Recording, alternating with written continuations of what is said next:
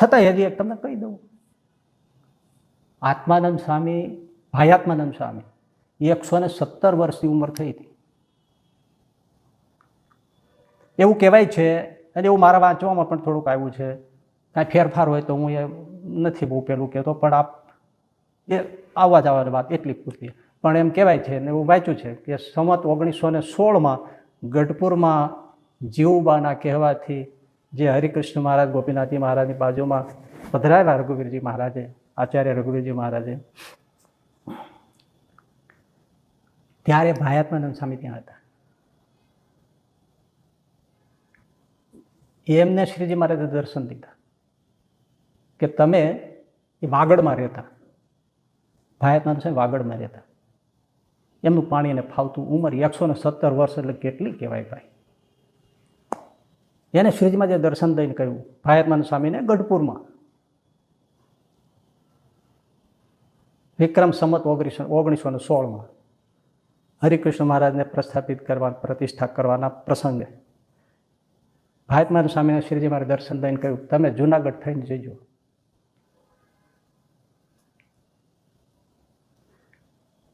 તો ના પાડવાની વાત જ હતી નહીં, એમને બીજી કંઈ કશું ખબર નહોતી.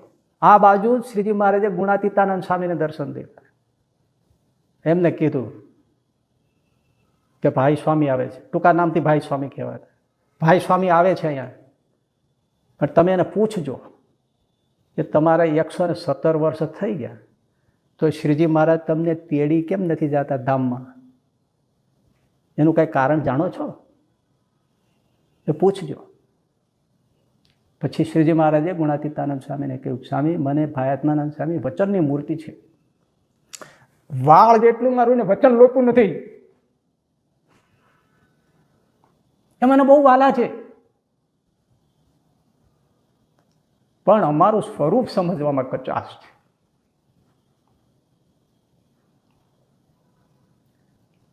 એ યથાર્થ સમજી લે ને પછી અમે તેડી જાય, એટલે અમે એને લઈ નથી જતા.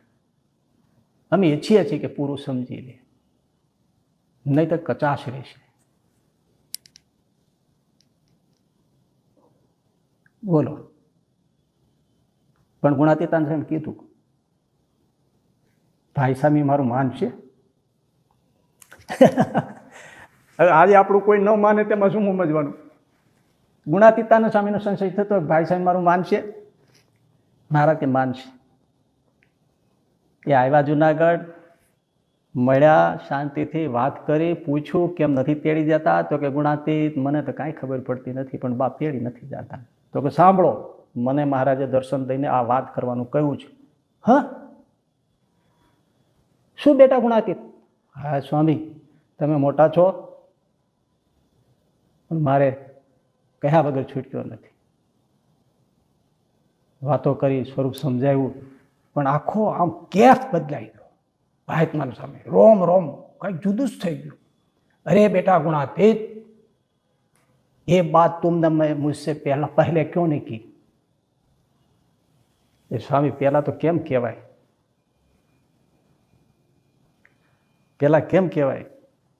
અક્ષરવડીમાં અમે બેઠા બેઠા બધા આ વાતની મનન ચિંતન ને વાતો કરતા હતા, ત્યારે તમે નીકળ્યા હતા, ત્યારે તમે જ અમને વેઢ્યા હતા કે આ બધું મૂકો, શેર બશેર 5 શેર એવું બધું શું તોડવા બેઠા છો? સમજાઈ ગયું ને તમે? હું આ શેર બશેર 1.5 શેર 5 શેર એમ જોખવા બેઠા છો, મૂકો બધું. પછી કોણ કહે? હા ગુણાતીત સમજ ગયા, મેરી ભૂલ હોય. તો બસ તમે સમજ્યા તો કા હવે તેડી જાય છે મારે. પછી વાગડ ગયા ભાઈ, એણે બીજાને પણ આ સ્વરૂપ નિષ્ઠાની વાતો કરી, જાહેરાત કરી દીધી. હવે મહારાજ મને તેડી જવાના છે, જેને છેલ્લા દર્શન કરવા આવી જજો. રોજ 200 માણસો હરિભક્તો સત્સંગીઓ દર્શન કરવા આવે, સ્વામીનો સમાગમ કરવા આવે. વાગડ નાના ગામમાં 200-250 માણસોનો સમાજ હોય, સત્સંગ દર્શન. સ્વામી ધામમાં જવાના છે. રામાનંદ સ્વામી વખતના જો અત્યારે કોઈ એટલો બધી ઉંમર ન હોય તો કોણ દર્શન ના આવે? 117 વર્ષની વયોવૃદ્ધ મૂર્તિ, સમર્થ મૂર્તિ, એના ખર્ચ અને વ્યવસ્થા એ કરવા માટે ગુણાતીતાનંદ સ્વામી શિવલાલ શેઠને મૂક્યા હતા. તું સ્વામીની પણ સેવા કરજે. આ બધાને ગામડામાં નાના રોજ આ બધું રસોડું કરીને જમાડવું એ કોઈનું કામ નથી, ખર્ચો પોસાય નહીં, એ તું ભોગવ અને સેવા પણ સ્વામીની કર અને આ બધાનો ખર્ચ ઉઠાડી વ્યવસ્થા કરીને શેઠિયો માણસ છો, વહીવટી માણસ છો તો બધું સંભાળી શકે.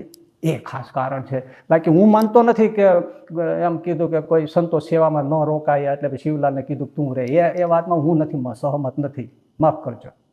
પણ આ વ્યવસ્થા અને સ્વામીનો સમાગમ સેવા અને હિડન કારણ ગુણાતીતાનંદ સ્વામી સમજતા હતા. શિવલાલ શેઠનું પણ બધું જે છે એને ધામમાં જવાનો આશીર્વાદ માગી લીધો હતો, એને પરણવાનો બાપ ફોર્સ કરતા હતા, એ બધું પૂરું કરાવવું હતું. કેટલાય એક કાંકરે કેટલાય કામ પતાવવાના હતા.